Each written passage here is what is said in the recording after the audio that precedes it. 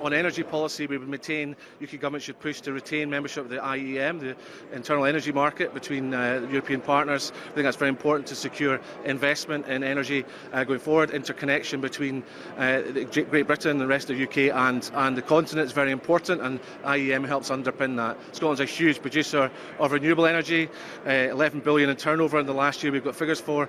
So between the two sectors, 24 billion of economic activity. So that's a hugely important part of our economy, and therefore having alliances with Europe and having a single energy market for Europe is very important to us. Scotland's got a terrific coastline for offshore renewables as well, in fact for onshore as well, but let's talk about offshore for the moment as well. Is renewables where you're looking mostly going forward? I mean, despite the fact, of course, you're talking about 20 billion barrels still in the ground in oil and gas. Well, we've developed an energy strategy December 2017 which tries to build a narrative for both the oil and gas sector and renewables.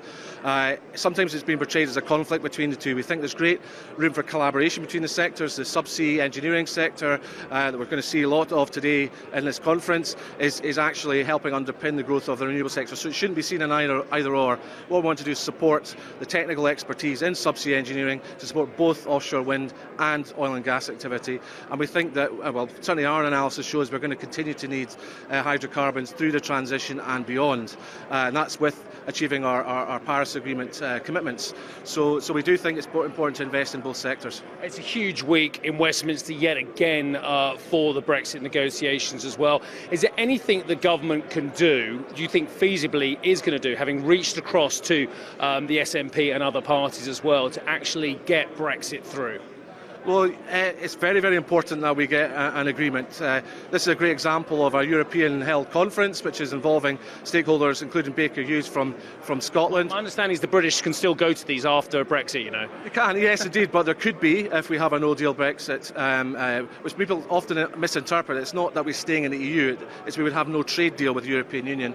And it's really important to reflect that you would potentially have additional tariff barriers for our very important subsea engineers and also wider oil and gas supply chain operating in other economies around the world. So we need to get this right. We have emphasised UK government. They have to think about the engineering sectors such as offshore wind and oil and gas, and make sure that they take account of the impact there could be potentially on that.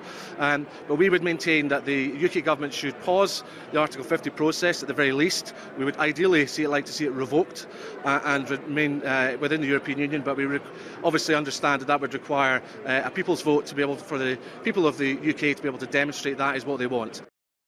Hi, I'm Joanna Bersecci and thank you for watching. You can check out more of our videos by clicking on the boxes on the screen.